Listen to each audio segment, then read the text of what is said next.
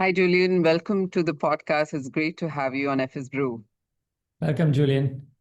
Thanks so much for having me. Excited to be here. Excellent. Excellent.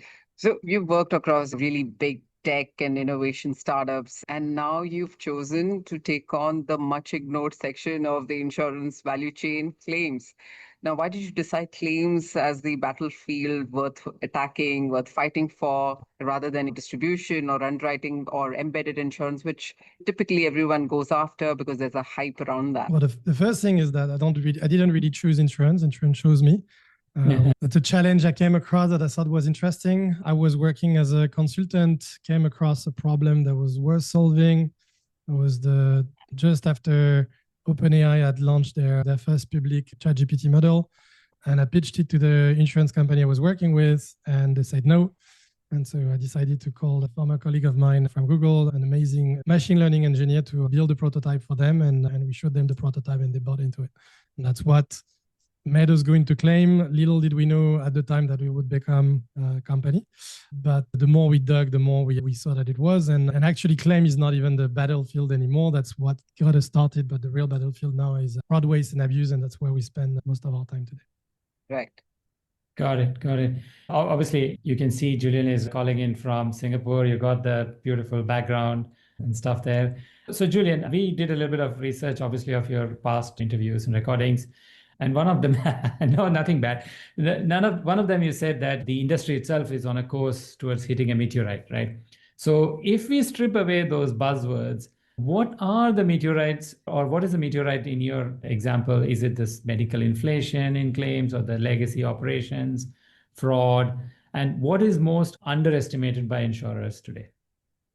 Yeah. So as usual, when you're on a course when a meteorite is on a course to hit a planet, I think it's the universe conspiring, right? So you mentioned a few. Medical inflation through the roof. Singapore just announced the last numbers. It was 16.9%, if I'm not mistaken, or around that. That's huge. And it's been like that for years, and pretty much across all the countries. Most of the health insurers are not making money, and that's not new. And legacy system have over time build a strategic blind spot for them. They haven't been collecting data from claims, and because they're not collecting data, they can't measure leakage. And because they can't measure leakage, the money is flowing freely. And now it's built up to the point where insurers are no longer focused on increasing the top line. They have to build resilient operation, but they find themselves in a situation where they really lack of data to actually build a resilient system. And so if they don't move fast, basically the leakage is just going to make the business completely unsustainable. That's not already the case. And on the other side, just to close the loop, regulators have started to come in and to intervene by capping the amount of premium. And so we've seen that in Malaysia in the last cycle, where they say, oh yeah, medical inflation is that high, but we'll cap the premiums at a few percent. And so effectively, payouts are increasing much faster than premiums are, and they don't really have the necessary toolkit to stop the hemorrhage. And so that's really what I mean by that. Yeah, makes sense. Absolutely. Yeah. So keeping a check on this whole leakages is perhaps one of the core ways that you can build in a resilient organization. So just building on that itself. Now, through the tools and through whole AI that you have built on, tell us, what does an ideal claims team look like? Is it removing repetitive jobs? Is it being a lot more efficient? Is it a combination of many of those? Talk us through what in practice does that team look like? For you to understand why this would be the ideal team today, a claims team still, like in most of the places, the claims work is still very manual. In lots of countries, they still receive stacks of paper. We're not even talking about scan paper. We're talking about boxes of PDFs. In some other countries, a bit more developed, they get those in PDF format. In some very advanced country, I guess the UAE, being a more modern country, is part of those. They get some form of digitalization, but the process of reviewing the claim is still very manual. And so that means that people spend their day working on legacy system, opening different windows, and literally checking line by line if the claim is correct, with the pressure of time, because people want to be paid fast, and providers want to be paid fast. And so they have to do that under pressure of time. And so eventually they don't capture enough data. They capture incomplete and inaccurate data. And so from there, not much can be done and not much intelligence can be built. And so the the ideal claims team, I guess, for today, and it's probably going to evolve. The first part is the claims team shouldn't be capturing the data, not in 2026. Yeah. Even when we're talking about handwriting, that doesn't really make sense. Medical coding should be done automatically, and that's not even the case. If you look at the US, medical coding is mandatory from the provider side, but it's done incorrectly. In most of the other countries, or a lot of the other countries, there's no medical coding provided by the providers, and so the insurers have to do it. And so you end up having teams using 250 out of the 70,000 diagnoses that exist. So that gives you, again, a level of accuracy that exists on the market. And so that can be done automatically. And once you have that, and once you have access to all the details that are in a claim documentation or in prioritization, you can actually monitor what providers are doing, and you can assess the quality of the treatment plan that's been suggested by a provider. And so while still 80-90% of medical providers are doing an amazing job, or thankfully, a few of them are actually gaming the system and making it really bad for the rest of us. And so being able to actually screen 100% of the claim with very accurate data and have medical team knowing exactly where to look at, and in a fraction of the time that they do today, be able to catch those inaccuracies and sometimes abuses behavior, and a lot of them are actually intentional. That, I think, is what ideal claim processing looks like. And part of it also means 80-90% of the claims shouldn't even have manual intervention. If they're clean, if the provider has done a good job, then people should be paid very fast. Authorization should flow fast. And at this moment, that builds frustration from all the parties involved, and that creates unnecessary frictions in the market for everyone. Yeah, absolutely. It's interesting how, sorry, I was just wanted to add that it's interesting how no matter where the maturity of insurance sector lies, and we know it's different in some parts of the world and so on, claims seems to be a common denominator where we've not progressed quite strongly, even in a very mature market, which is a shame. But also from what you're saying, Julian, it feels like there are a lot of stakeholders that need to come into place to be able to get that data flow coming in for a claims team to finally be able to crunch as well. So I think there's a lot of those stakeholder involvement, and therefore there is a discrepancy happening as well. Yeah, I think there's a historical or contextual factor that plays into that as well. The claim function is not exactly the most influential in an insurance company. And one of the reasons for that is because insurers have been chasing top-line improvement for decades. They were trying to penetrate more the market, trying to improve how much money they could make. And so basically that was about getting more clients and getting more clients from the competition.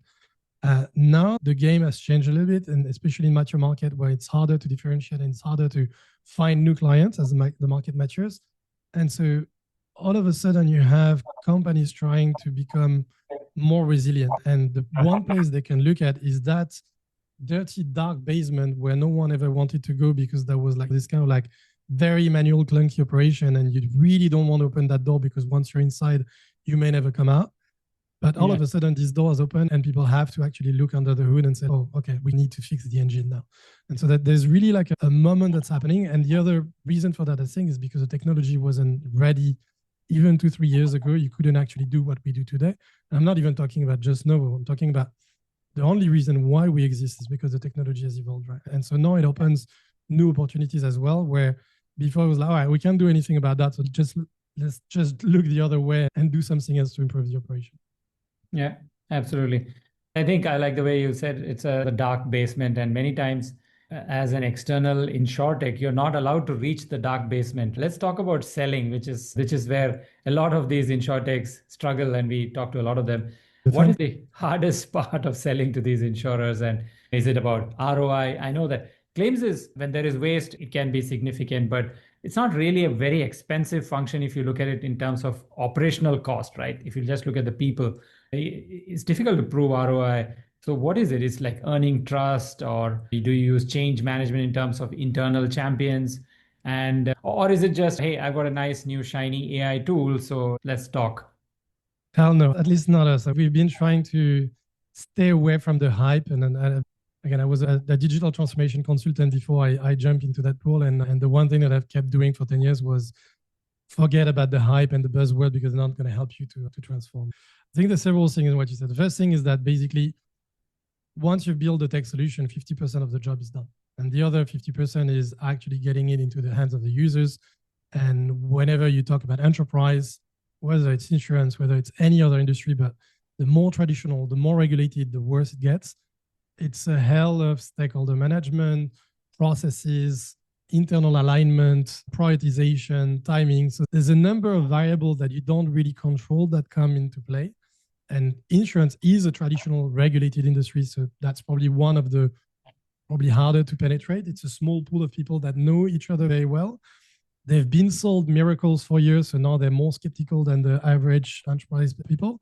And so you get into a space where people don't really believe what you're telling them, have good reason not to, where they're not necessarily the most modern thinking. They haven't had really modern tools for a long time, and they haven't had to either. They still rely a lot on human relationship. That's also a way to say it doesn't really rely on technology that much. And so you cannot get into the pool, right? I think there's a mix of stuff that are needed to be done, build the trust. So that means building relationship, educate the industry on what AI can and cannot do, educate the industry in the fact that we're not selling AI, we're selling a solution to a business problem, and that's no different from any other solution. Yeah. And we're doing that in an ethical way, in a responsible way. We know our job. And there's some work in building your expertise, not so much for yourself, but for the people you talk to and making them trust you. And that takes a while. And then understanding what is the stakeholder map internally that you need to like follow. Who are it's almost like an escape game, right? You're like, all right, who I need to talk to first and who I should absolutely not to first, right? Because some of them will throw me out of the window. Some others might be interested because I'm touching on the pain point, right? And who's the second one in that? And who should actually talk to the department because that's not me. And so it took us a while at the beginning, but that's kind of like the way you do it. And now I think we have a clearer map of what it is to sell Novo AI in a company and what is the Zelda journey inside that company that we should follow and who we should try to talk to, who is our ACP, who's going to be our users, who's going to be our consultant internally, who are going to be the people that might feel threatened by the fact that we're coming in and identifying some of the flags that right away that's not going to work out, or some others that, there might be some appetite for what we're doing here. Now to your second part. Absolutely. I think a couple of follow-ups on that is, what is the lead time for closing an account that you typically get? And can we also know the average ticket size of the deals? It's a hard question to answer, not because I don't want to, but because we're still very early. And second, because it varies greatly from one insurer to the other, right? So I think the ticket size is largely function of the volume of the claims book and the portfolio of the company. The larger it is, the bigger the ticket size will be. We have a small implementation deployment fee when we come in, which is like a way to ensure that we have commitment from our stakeholders, but that's irrelevant in the scale of money that we're talking with insurers. And then we take a fraction of the claim cost, right? Tickets can be very big when you talk about, insurance company, large insurance companies have millions of claims per year. And so if you take a fraction of that, very quickly becomes a large volume. But and lead time for closing a client, the fastest we've done was 3 months from the first discussion to POC with someone we had never met. But the first client we closed, it took us. So sometimes it's not even regular, right? You take 3 months to get an agreement and you're like, all right, cool, we're going to be done. And then the next stage is going to take 6 months to be implemented. Yes, so sometimes it goes from 6 months to 18, sometimes even 2 years. But it's not abnormal. I think it's a function of the industry. Yeah, absolutely. I think 6 to 9 months are pretty much normal, at least from what I hear in this part of the town. Yeah. Punishing. And to your question about ROI, sorry, because I missed that part, is you raise a good point, and that's what made us move a little bit away from claim processing. When you talk about claim operation, especially in Asia where manpower is pretty cheap, the way to solve that problem was to be throwing more bodies at the problem, right? We have a peak of seasonality, hire 20 people in a cheap country, and the problem is solved, and that's it. And that doesn't even make a dent on the P&L. Now that makes it a non-urgent, not really important problem. Now, when you start looking into leakage, that's where it becomes interesting. Average global is supposed to be 10%. That's a gross underestimation. In countries like Singapore, medical inflation is 16.9. We can catch about 15% of illegitimate payment on a portfolio. So that gives you an idea of the abuse. And that's in line with the estimate that we've seen of 15%. You go to Thailand, Vietnam, we can go up to 35%. So justifying the ROI when you look at markets like that, if 2/3 of the money that you have in your bank account is going to payouts, and 1/3 of that is actually thrown out of the window, and I tell you I can help you recover 7 to 10 to 15%, then all of a sudden you start counting in millions, and that's fairly easy to justify why you would go for it. Yeah, absolutely. Yeah. Makes sense. Julian, earlier you mentioned about the whole idea of building trust with the insurers. Now, the conversely, insurers look to obviously building a trust and differentiation with their customers. And one of the things typically a good insurer looks at is this moment of truth at the time of claims. Now, what's the sort of trade-off that one should, as an insurer, they should look at between building speed, but also having that touch and that whole explainability, especially when AI is involved in claims decisions? The first thing I'll do is disagree with your first statement. I think insurers have struggled to actually differentiate in market. One of the first jobs that I'd done for this insurance company was to do market research. And the big insight that came out is that no one had any idea on how to differentiate one insurance to the other. They all pretty much hated the insurer. It's a product that you buy that you don't really want to spend money on. And then that's a product where you expect not to work the moment you need it. And it's not even my words. That's what the public actually consuming insurance today is saying. And that's across the board. Doesn't matter what insurance they have. And the main differentiator is usually the person you talk to. If you're lucky enough to talk to someone that's senior and engaged, you're going to have a good experience, whether that's a broker or a direct insurer. If you have someone that's either too junior or not really incentivized in helping you out, then your experience is going to be terrible.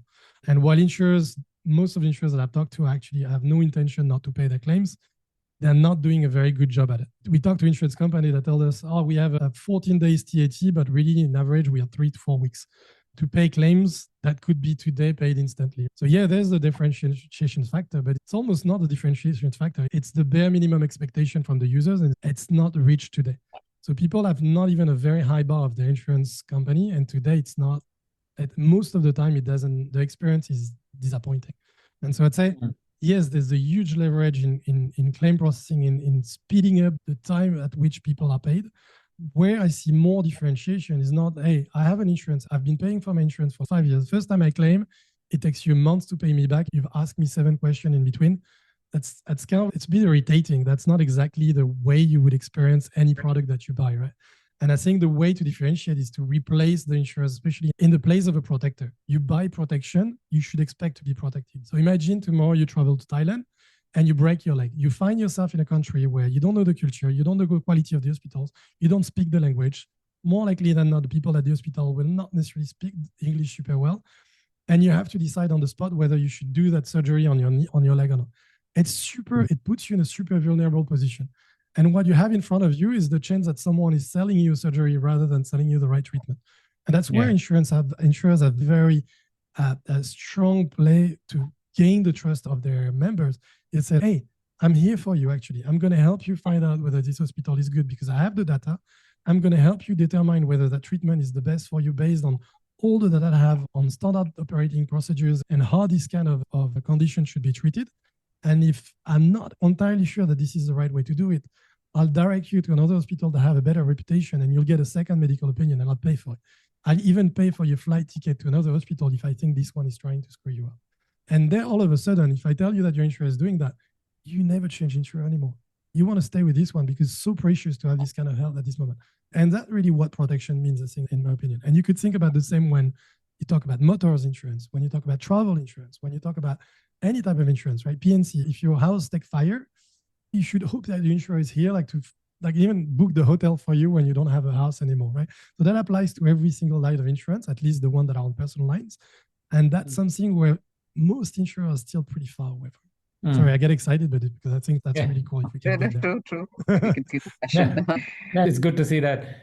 I think now would be a good time to ask you what exactly Novo AI does in the claims piece and how can it bridge the competitive gap between sort of the large incumbents and smaller, more agile insurers? So that'd be a good question to get answered.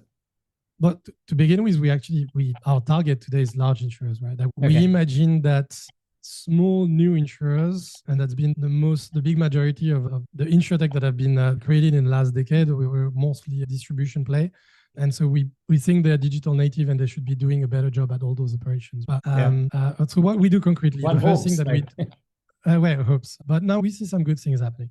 The first thing that we do is actually automate claim processing. And so from extracting the data, orchestrating it, coding medically the claims, and so really identifying what is the diagnosis based on the doctor's note. And we do that better than certified coders and A-grade students in the US. And then from there, we compare the treatment plan to clinical guidelines. And so effectively, the output is We managed to automate 80% or more of claim processing. So no requirement for manual operation, but that's table stakes. The real game is once you've done that, accelerate the review of the ones that are remaining and flagging everything that's inconsistent in them so that claims team and clinical team can review those claims 10 times faster and prevent abuse at the source. So reviewing prioritization and so really flagging malpractice, unnecessary procedures, lengths of stay that are way too long. So anything that's not medically necessary, flag it to the insurer so that it can be prevented before it's executed, and it can serve as a base for guiding the patient, as I was explaining before. And on the other side, we'll monitor claim portfolio 24/7 through agentic solution to surface new trends and billing patterns. And so we'll identify what are the billing patterns of the fraudulent providers.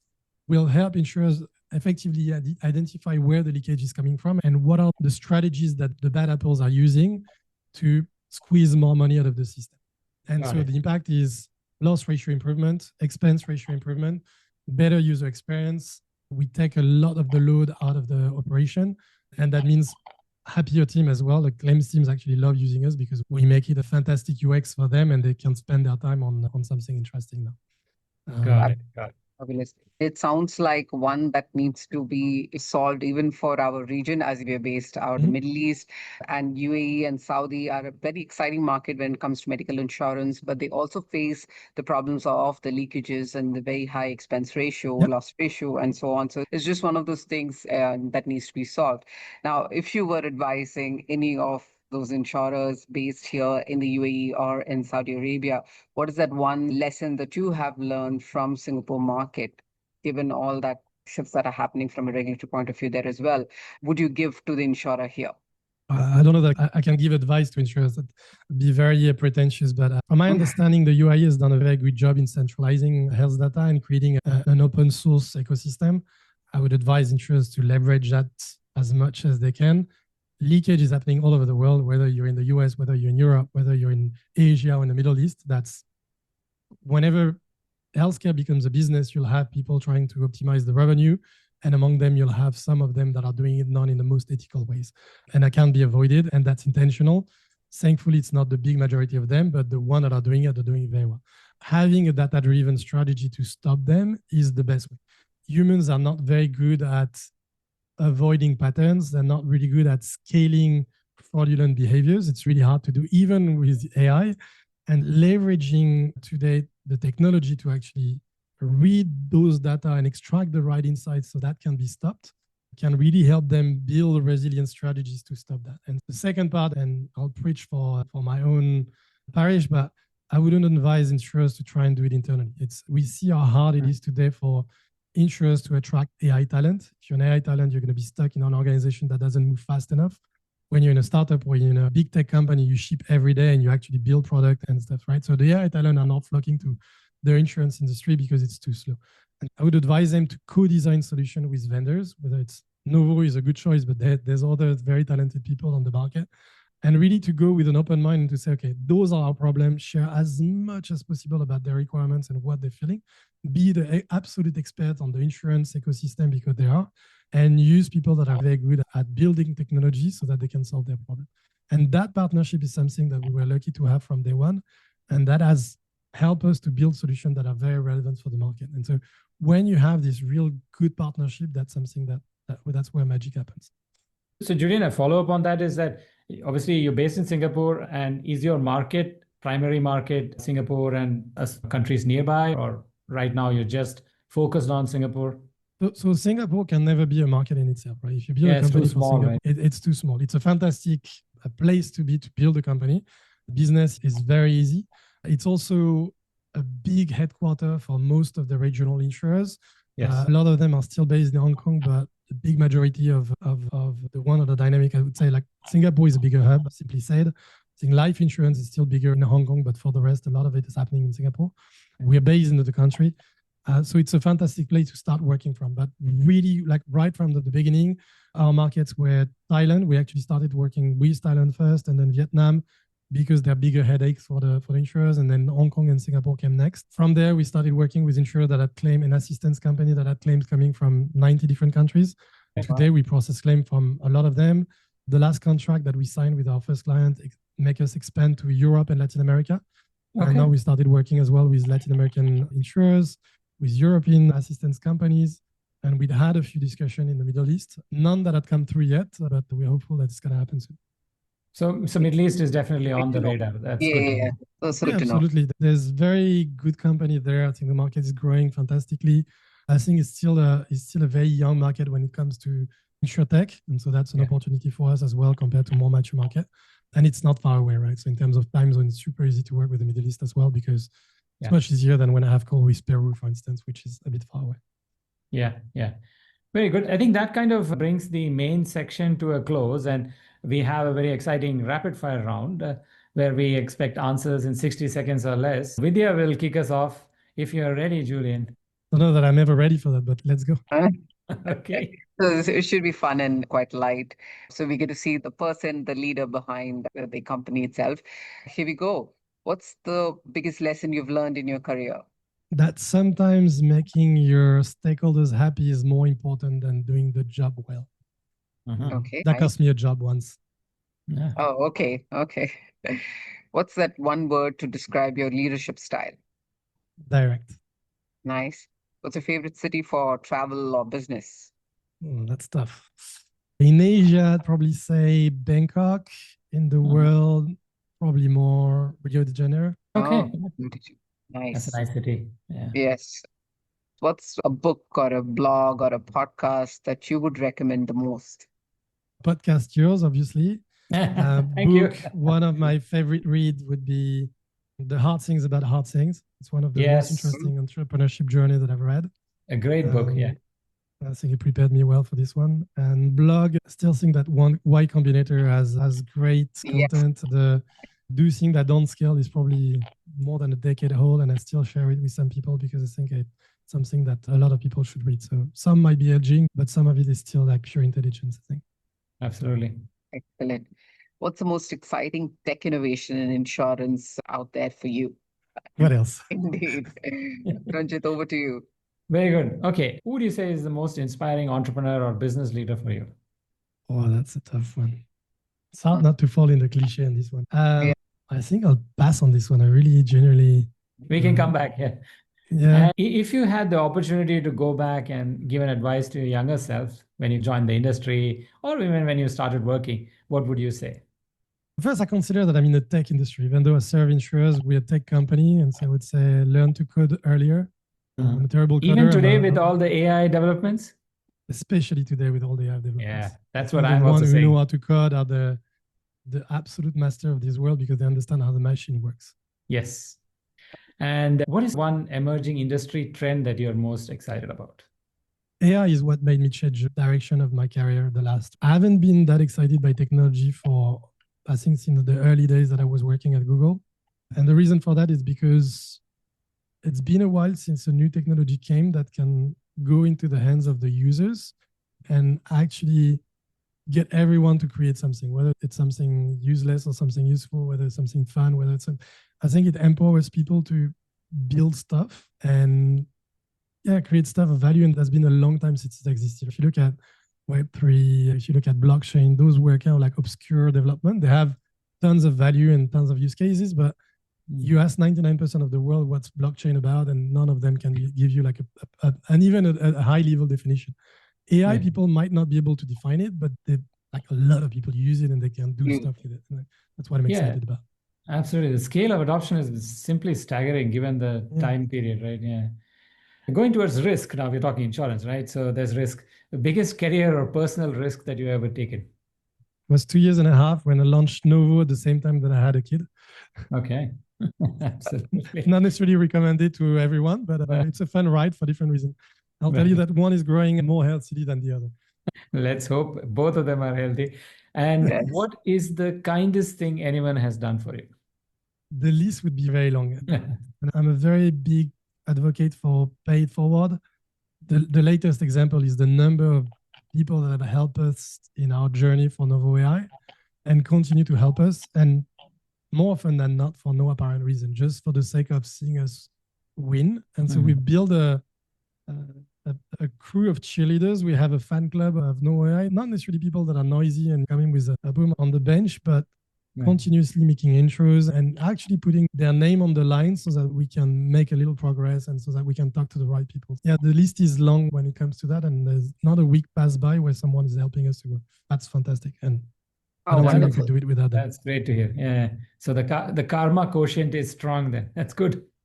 Yeah, maybe. I think maybe because people want the industry to change, and maybe because they see that we're putting really thought into it. And we've had this feedback as well where someone told us, like, when I saw you coming and talking about AI, I was like, yeah, here. And I was a snake oil seller. And then after conversation thinking, actually, those guys are they're going deep and they're really trying to do something and they're sincere about that they're doing. And like, they've actually done their homework. And 3 years ago, I couldn't have a conversation about insurance, not even like the insurance product that I own. And now I'm capable of working in a room with a CEO and have a proper discussion and a deep one with insurance, right? So I think it shows, and people like kind of get that vibe. And my co-founder has been going super deep in the technicalities of insurance as well. And yeah, people like want to reward us for that. And again, like, it's very often, and thanks to them, we've been growing, and clients and non-clients alike. Very good. It looks like the wind is behind your back. That's great to hear. And I think that's a great point to bring this podcast to an end. It's been great having you on the show, Julian. Thank you. I owe you a name for the entrepreneur. So I'll name a friend instead of naming one of the common usual suspect. Maybe I'll say Chris Fong. Chris Fong is the founder of the Xuler network, the network of Google alumni, and is the founder of AI. And I've been impressed by the relentless energy that is put into building a network of 35,000 people, and now has built a company on top of that, and has been one of the people that have been looking up to, and also one of the people that appears in the list of the people that have been helping us greatly. Excellent. That's then the right spot to call this to an end. Fabulous. Indeed. Thank you, Julian. Thank you for being on the show. Thanks a lot, and have a good one. And I'm looking forward to listen to your other episode. Thanks a lot.